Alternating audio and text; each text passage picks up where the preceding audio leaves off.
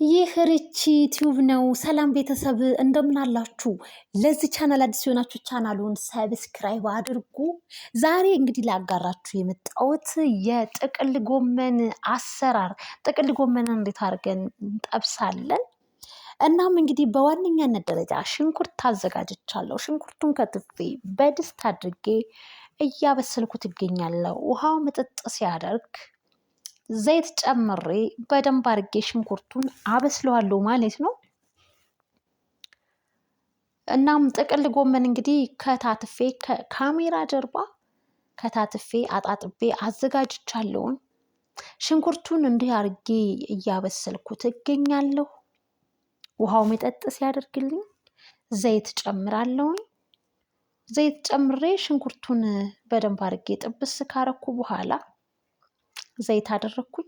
በመጀመሪያ ያው የሽንኩርቱ ውሃ ምጥጥ እንዲልልኝ ቅድሚያ ነበር ሽንኩርቱን የጣርኩት ማለት ነው። ዘይት አድርጌበታለሁ። ዘይት አላበዛም በመጠኑ። እናም እንደዚህ አድርጌ ጥብስ እያረኩት ይገኛለሁ ማለት ነው። በመቀጠል እንግዲህ ካሮት አዘጋጅቻለሁ። ካሮት አድርግበታለሁ። ያዘጋጀሁት ካሮትና ጥቅል ጎመንን አንድ ላይ እንዴት አድርገን ጠብሰን መመገብ እንዳለብን እንግዲህ የኔን የአሰራር ሙያዬን ነው የማጋራችሁ። ይህንን ቻናል እንግዲህ ላይክ፣ ሼር፣ ሰብስክራይብ እያደረጋችሁ አበረታቱ።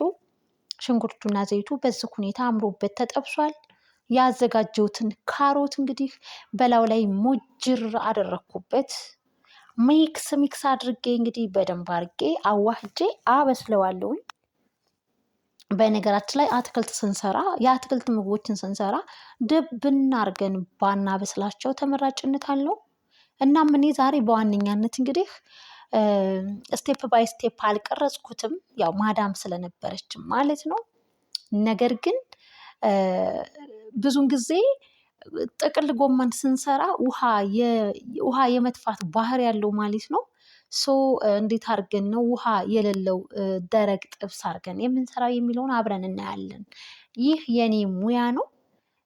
ጥቅል ጎመን እንግዲህ እንደዚህ አድርጌ ካሮቱን በደንብ አድርጌ ከሽንኩርቱ ጋር ካበሰልኩት በኋላ በነገራችን ላይ ነጭ ሽንኩርትም ጨምሬያለሁኝ ከካሜራ ጀርባ ማለት ነው። እዚህ ውስጥ እንግዲህ ካሮት፣ ነጭ ሽንኩርት፣ ቀይ ሽንኩርት አንድ ላይ ሆኖ ያው በስለዋል፣ እየተጠበሱ ነው።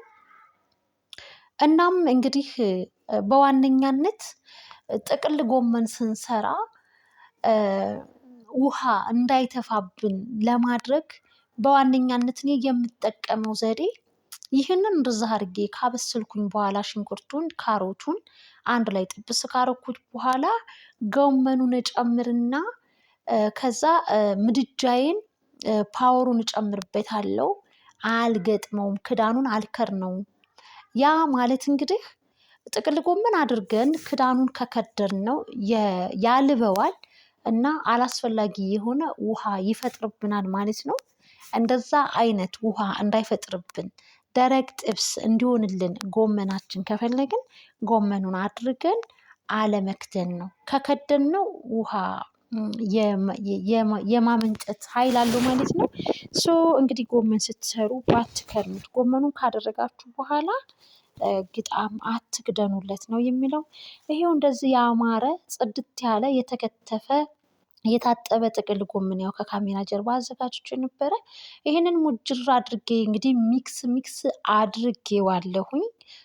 እኔ አልገጥመውም ማለት ነው። እንደዛ አድርጌ ሳልገጥመው አማስላለሁ። ምድጃዬን ፓወሩን ጨምር አድርጌ ከዛ በኋላ እንዲህ ካበሰልኩት በኋላ እንዲህ እየጠበስኩኝ አበስለዋለሁ። አልገጥመውም። ከገጠምኩት ውሃ የመፍጠር ባህሪ ያለው ማለት ነው። ጥቅል ጎመን ላይ ደግሞ ውሃ አይመከርም። ብዙ ጊዜ አትክልት ላይ ውሃ ነገር አይመከርም ማለት ነው።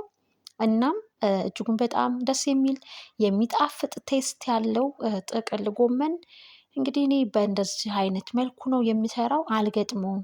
እንደዛ ማስዬ ሚክስ አድርጌ ጥብስ ካረኩት በኋላ መጨረሻ ላይ ምድጃዬን አጠፋና ነው ግጥም አድርጌ ለ10 ደቂቃ እተወዋለሁ ከድኜ ማለት ነው። እና እኔ በዚህ መልኩ ነው ጥቅል ጎመንን የምሰራው። ውድ ቤተሰብ ስላልተመቸኝ ስቴፕ ባይ ስቴፕ አልቀረጽኩትም። እነ ማዳም ጋር እየተጋፋን ስለሆነ እንግዲህ ለወደፊት በጥሩ ሁኔታ በፍሪደም ማለት ነው የምንሰራ ብሎም አልፎም ካሜራማንም ሊኖረኝ ይችላል ማለት ነው። ውድ ቤተሰብ እንደዛ አድርጌ ጥብስ አድርጌዋለሁ። እንዳያችሁት እኔ አልገጠምኩትም ማለት ነው። በስተ መጨረሻ የአዘጋጀው ጨውም አድርጌያለሁኝ። ይኸው ጨው አድርጌ እንግዲህ እያማሰልኩት ይገኛለሁ ማለት ነው። በደንብ አድርጌ ከአዋሃድኩትና ከጠበስኩት በኋላ ያዘጋጀሁት ቃሪያ አለኝ። ቃሪያውን እንግዲህ ከላይ አደርግና አላደባልቀውም እንዳይ በስልብኝ ቃሪያው ሲበስል ብዙም ደስ አይልም ማለት ነው። ከላይ ግን ያው የቃሪያ ነገር ታውቃላችሁ ሁላችሁም አሪፍና የሚያቃጥል ቃሪያ ከሆነ ብናማስለውም ባናማስለውም ከላይ ካስቀመጥነው ሚክስ የመሆን ባህሪ ጣዕሙን ምግቡ የመውሰድ ኃይል አለው ማለት ነው። እና ውድ ቤተሰብ እንግዲህ ይውላችሁ ፍላወር የመሰለ እንግዲህ የጥቅል ጎመን ጥብስ በዚህ መልኩ ሰርቻለሁ። በስተመጨረሻ ምድጃዬን አጥፍቼ እንደዛ አድርጌ ግጥም አድርጌ ለ10 ደቂቃ አስቀምጠዋለሁ ማለት ነው። ውድ ቤተሰብ ይሄ ነው እንግዲህ ሰርቼ ጨርሻለሁ። ለምግብነት ደርሷል። ብትፈልጉ በቂጣ ብትፈልጉ በእንጀራ ባገኛችሁት ነገር ጥቅል ጎመን ከሩዝ ጋርም ሆነ ከማንኛውም ጋር ይስማማል ማለት ነው።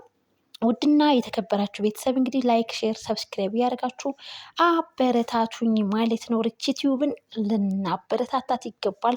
አበረታቱኝ ፋሚሊዎች። ባይ ባይ። በቀጣይ እንገናኝ።